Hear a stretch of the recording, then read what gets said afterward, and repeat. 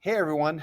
So here today we're going to be talking about factoring special cases, and really there's not much of a difference between factoring special cases of quadratics and factoring quadratics. Or factoring normal quadratics. So really what we're doing today is just an extension. It's just more practice with what we already know how to do. Because the reality is we all know that lesson was difficult. There was a lot going on there, and so we need more practice. So with that said, let's just go ahead and get started. So here's a couple practice problems. So what I'd like you to do is off to the practice side, right? The left-hand side of your notebook, the back page, if you would.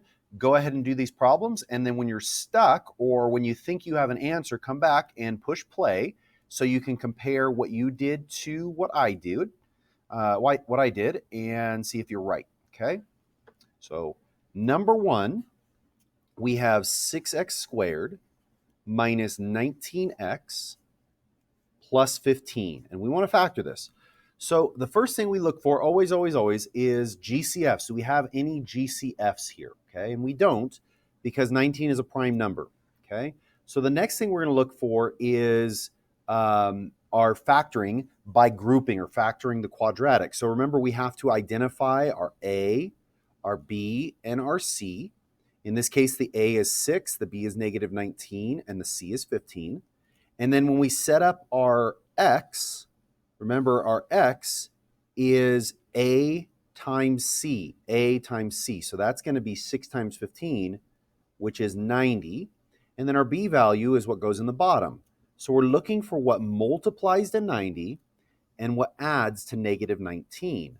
So we're going to list our factors of 90. That would be 1 times 90, 2 times 45, 3 times 30, 4 doesn't work, 5 times 18, 6, let's see, 6 works, 6 times 15, 7 doesn't work, 8 doesn't work, 9 works, 9 times 10, and then after that, 10 times 9 would be the next one, so we have listed them all because we don't want to repeat them.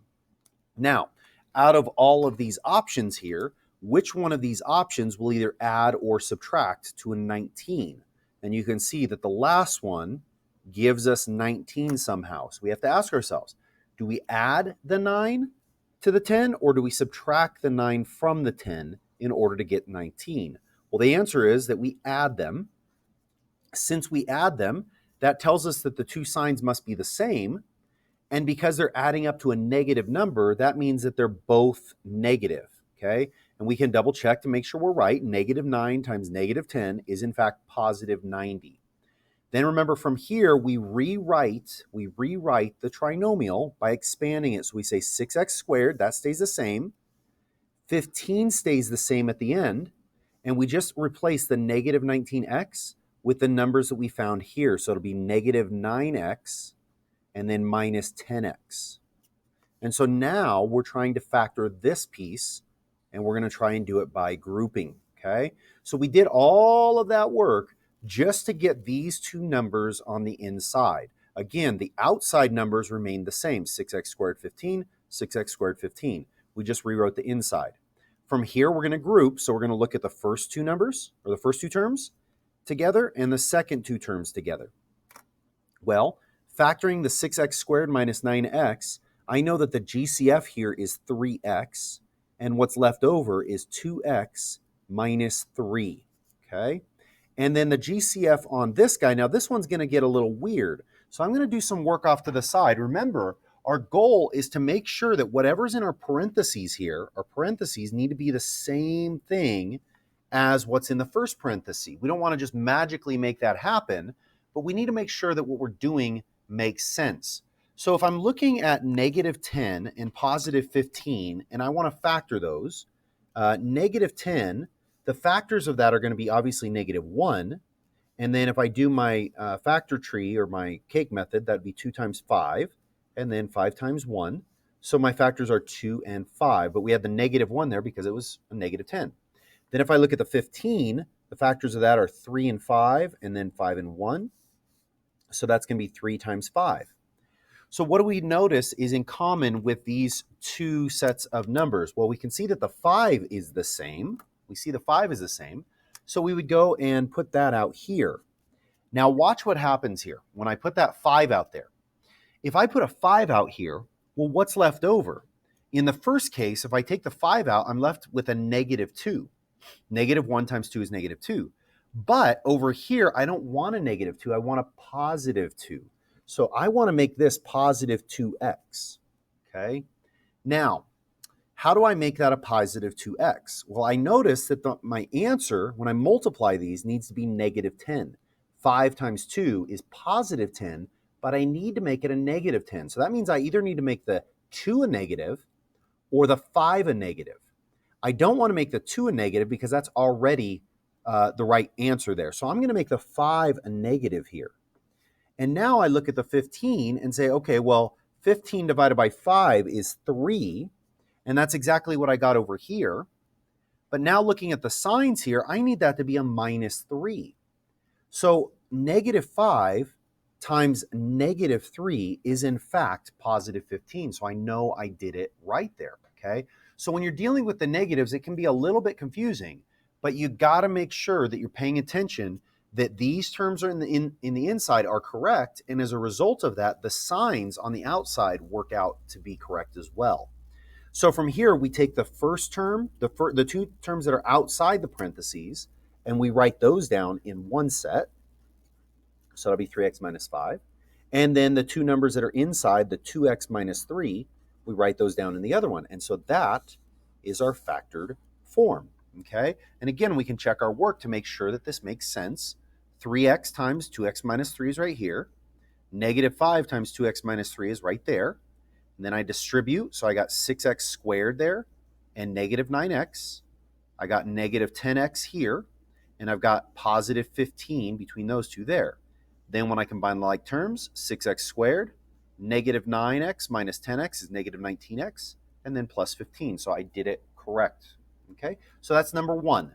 Number two has a little bit more of a challenge to it, even though the numbers are smaller, and you'll see what I mean in a second. Okay, in this case, what we want to do is we always want to make sure that we take out a GCF first. Now, we haven't really practiced much with that. We did that a couple lessons ago. But is there a common factor out of all three of these terms? And we can see pretty easily that all of them have a factor of 2. And so what's left over? Well, 2x squared, what do I have to multiply 2 by to get 2x squared? I'd have to multiply that by x squared. I'd have to multiply 2 by 2x to get 4x. And I'd have to multiply 2 by 1 to get 2. And so there I factored the GCF out. And you can see now that I have a quadratic here. And so I can do my quadratic factoring. I can go through the motions of identifying my A, my B, and my C. So A here is 1, B is 2, and C is 1.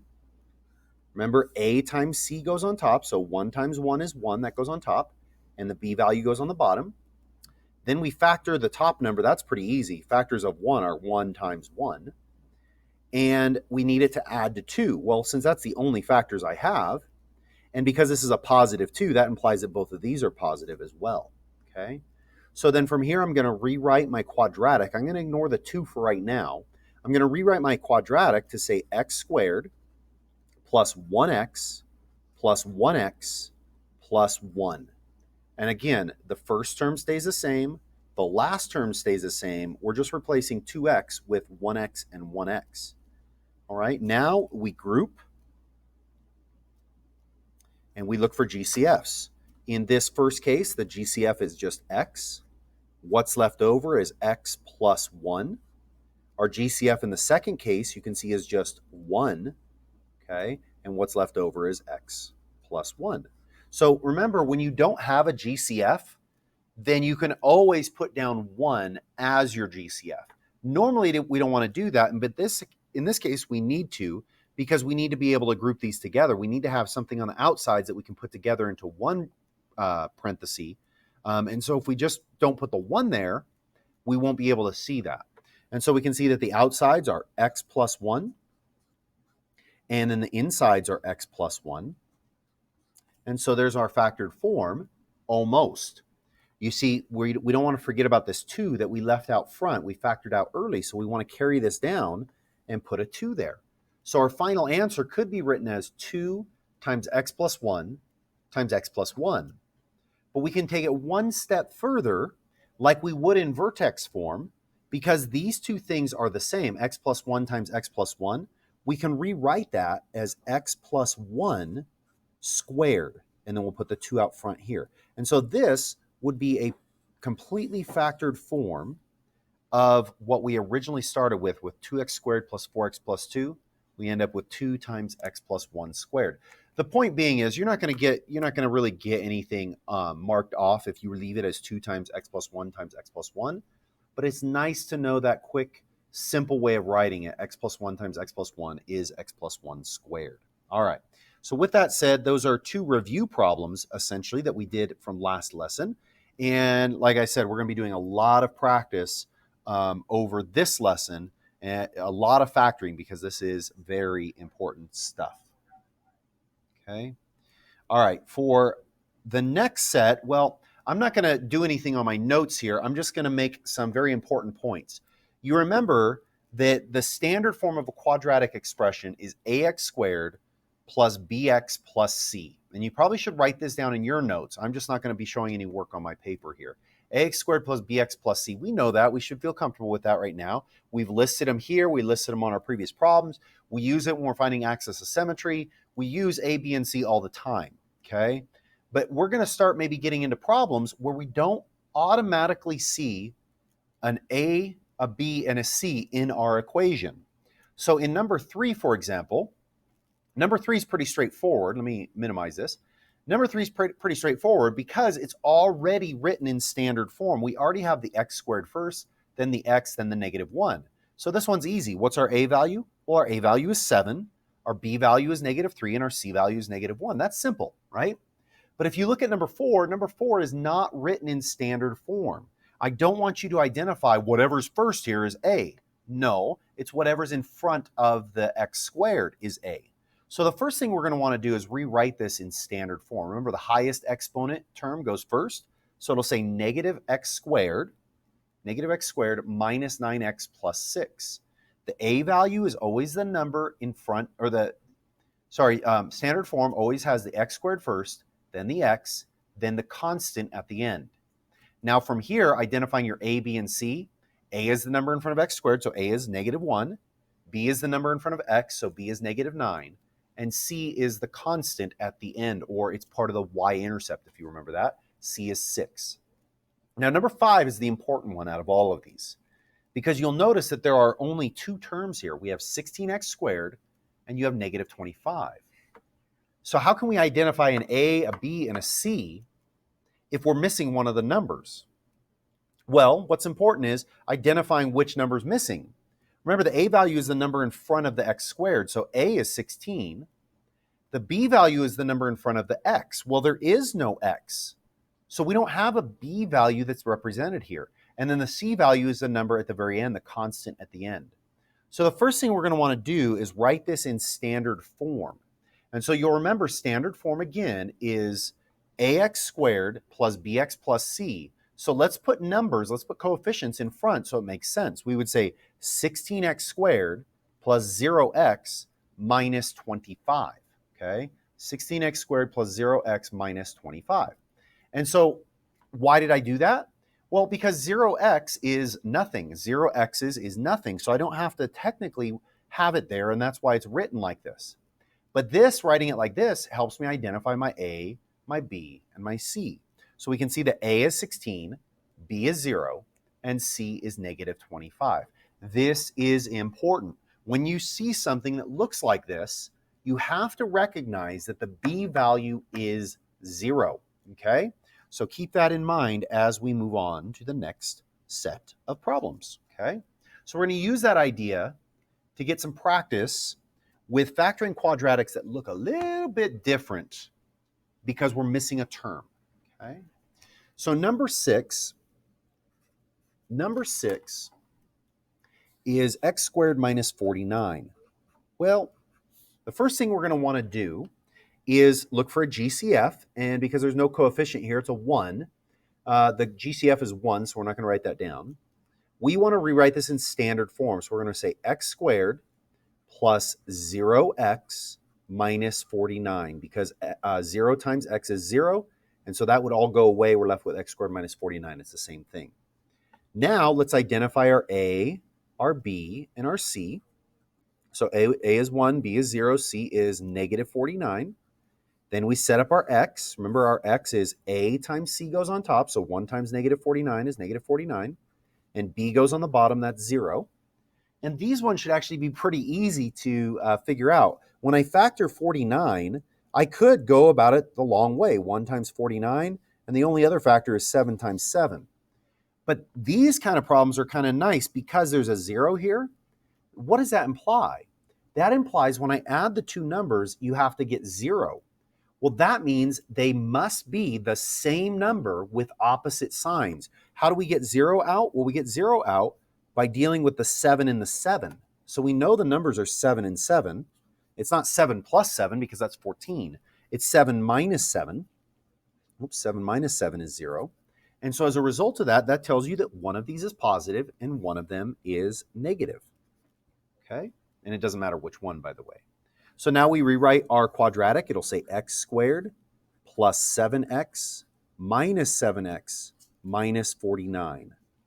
And then we'll do our grouping. So the GCF on the x squared and the 7x is x.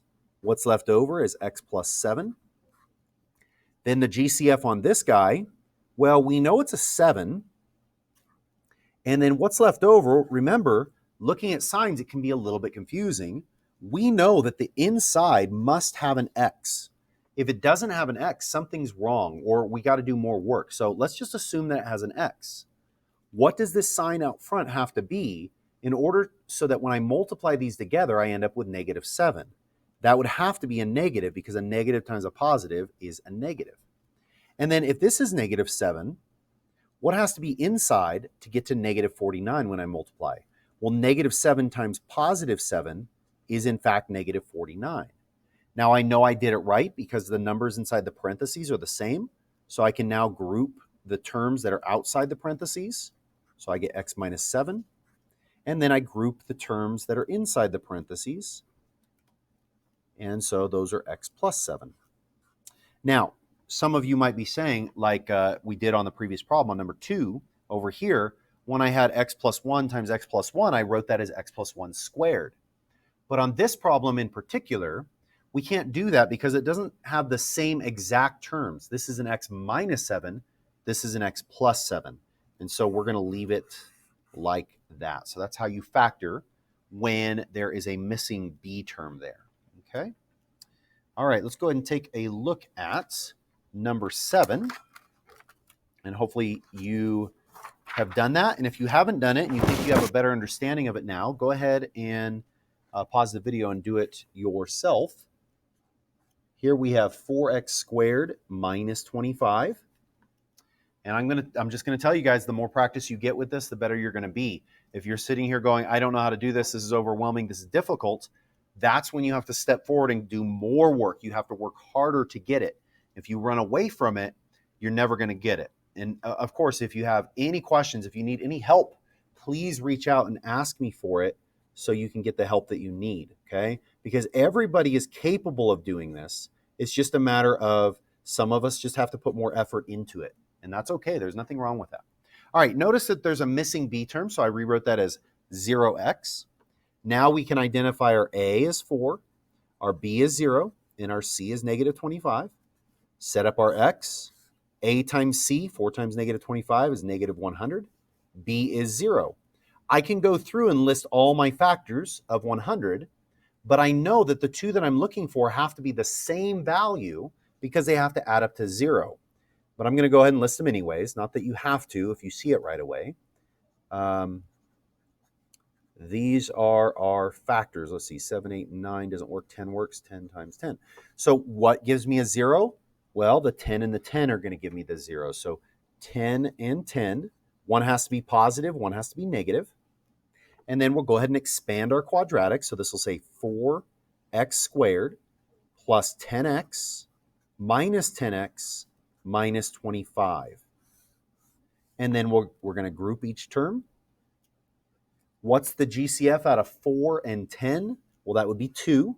And if you guys need more help with factoring GCFs, finding GCFs with all the work, with the cake method and everything else, go back and watch lesson 3.01 where we talk about that. 2 times, well, what multiplies to 4x squared? That'd be 2. Sorry, I messed that up. The GCF is 2 and an x. A 2 and an x because I have the x squared and an x here. Well, what do I have to multiply that by to get to 4x squared? That would be 2x. And then what do I have to multiply 2x by to get to 10x? That would be 5. And then looking at the next one, the GCF there, well, I know the GCF out of 10 and 25 is 5. And I know that what needs to be in these parentheses need to be the same thing. So I'm going to put a 2x here. Because this is a negative 10, and that's a positive 2x, that means this number outside has to be a negative. And then if that's a negative 5 and that's divided by negative 5, then this has to be a plus 5. Okay? We always want to distribute to make sure that lines up or is equivalent to this. Since my parentheses are correct, then I am good to go. I take my first two terms, a 2x minus 5, and put them in one parenthesis. I got 2x minus 5 here. And then I take the next terms and put those in the next parenthesis, 2x plus 5. And this is called, by the way, this is referred to as a difference of squares. The difference meaning that, well, going back to the original problem, the difference of squares, difference meaning subtract, square means something squared. Well, 5 squared is 25, and 2x squared is 4x squared. But anyways, we're factoring difference of squares. The method is still the same. It's just the result ends up with a nice unique factor where everything's the same except the sign in the middle. Okay, so we have our two answers there that we can see. And again, if you rearrange them, if you said 2x plus 5 and 2x minus 5, that is perfectly fine. All right. And again, this is called a difference of squares. All right, let's go ahead and take a look at some more practice problems. Again, more practice you have, the better off you'll be. These ones are going to seem pretty straightforward because the A, the B, and the C are all there. So for number 8, we have x squared plus 6x plus 9. And we know the A value is 1, the B value is 6, and the C value is 9. So we're going to put A times C on top. A is 1. C is 9. 1 times 9 is 9. The B value on the bottom, the B value is 6. And then we're going to go ahead and factor. 9 is 1 times 9 and 3 times 3. They have to add up to 6, so I know that it's the bottom term. And those would both have to be positive in this case. So then I expand. We have x squared plus 3x plus 9. And then I find my GCFs of each group. So my first group and my second group. My GCF on the first one is an x. What's left over is x plus 3. The GCF on the second one is 3. And then again, I want to make sure that this makes sense. If that's an x, this has to be a positive because a positive times a positive is a positive. And since that's positive 3 and that's positive 9, this one's going to have to be a positive. Then I take what's outside, the x and the 3, and I write those next to each other in one parenthesis. And I take what's in the inside parenthesis and write those together. So that is my factored form. And again, because these are exactly the same, I could rewrite this as x plus 3 and then squared as a final answer. All right, so that is number 8 for you. Let's go ahead and take a look at number 9. Okay. Number 9 is 4x squared plus 4x plus 1. Okay, so remember when we're doing the x, I'll go ahead and write this out here. The x is a times c and b. That's where they always go. And we're looking for what multiplies to those and what adds to those. So a times c, a is 4, c is 1. A times c is 4. B is the middle term, that's 4. And then we'll go ahead and list our factors for 4. That's 1 times 4 and 2 times 2. You can see out of both of these, the 2 and the 2 are going to add up to the 4 there. So we know that this is 2 and 2. Because that's positive, those both have to be positive values. Then we expand our quadratic. That'll say 4x squared plus 2x plus 2x plus 1. And again, the reason I'm getting that is because I'm just rewriting the middle term by using these two terms instead. So 2x plus 2x is 4x. Then from here, we group 4x squared plus 2x. The GCF there is 2x. The leftover is 2x plus 1. And then the GCF on the second one, well, I don't see a GCF there. So since there is no GCF, it's just a 1. And then the first term has to be a 2x because that's a 2x. And that would imply that that's a positive number. And then that would imply that this is a positive number as well. So from here, we take the numbers that are outside. Let me go ahead and maybe this will help you see it. I'm going to underline the 2x and the 1, this outside numbers. Those go in one parenthesis, 2x plus 1. And then in the other parenthesis, we have these guys, right? The 2x plus 1 in the other parenthesis. So I can write that here as 2x plus 1, just so you can see where they go. The purple, the numbers on the outside go here. The numbers on the inside, since they're the same, go there. And so we can rewrite that. That's fine like that. But because those are the same, we can also rewrite that as 2x plus 1 squared. And that is our final answer there. All right, so that is the last question that I want to cover for today. It's just a lot more practice with factoring quadratics, and I get it. This is now our second day of notes that's related to this. It's very, very important. So even if you're struggling through it, you need to come in to a tutoring session and ask me for help so we can get you to a place where you can factor these, okay? This is essential. This is essential for all future math classes, in all honesty, okay? So again, if you have any questions, please reach out, please ask me. I'm more than willing to help, and I will talk to you next time.